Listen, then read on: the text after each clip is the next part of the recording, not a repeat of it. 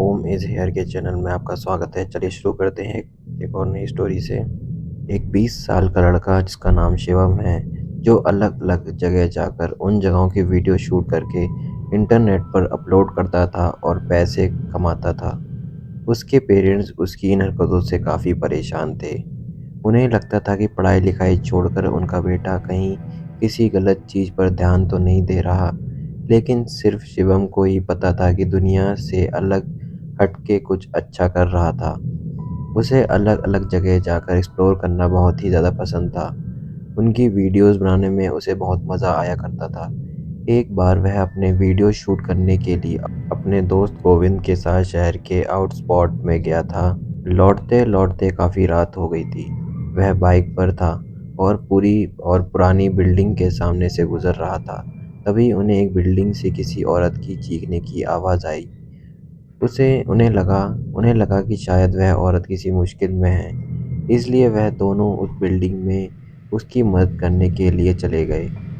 उस बिल्डिंग में अंधेरे के सिवा और कुछ नहीं दिख रहा था। दोनों अलग-अलग होकर उस औरत को ढूँढने लगे।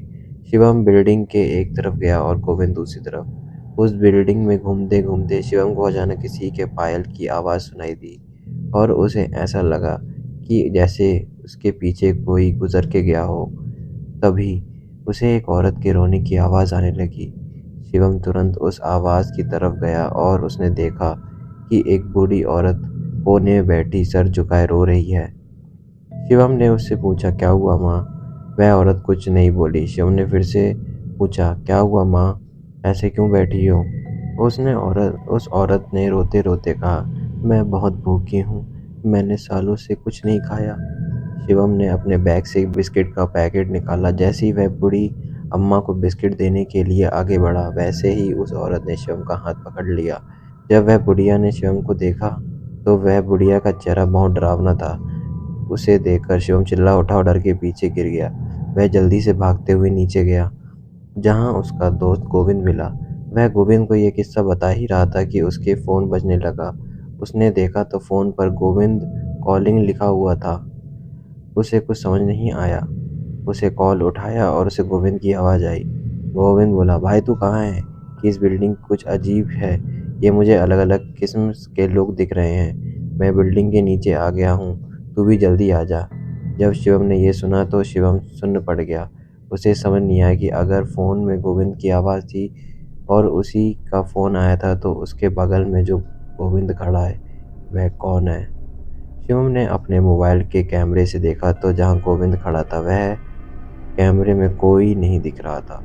उसे समझ आ गया कि ज़रूर कुछ गड़बड़ है और उसे जल्दी से जल्दी उस बिल्डिंग से बाहर निकलना चाहिए। देखते ही देखते गोविंद का शरीर एक भयानक औरत में बदल गया। वह वही बुढ़िया औरत थी जो शिवम ने अभी कुछ ही देर पहले देखा था।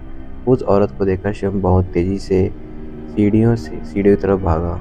बाहर से उस औरत को देखकर शिवम बहुत ही तेज़ी से सीढ़ियों की तरफ भागा।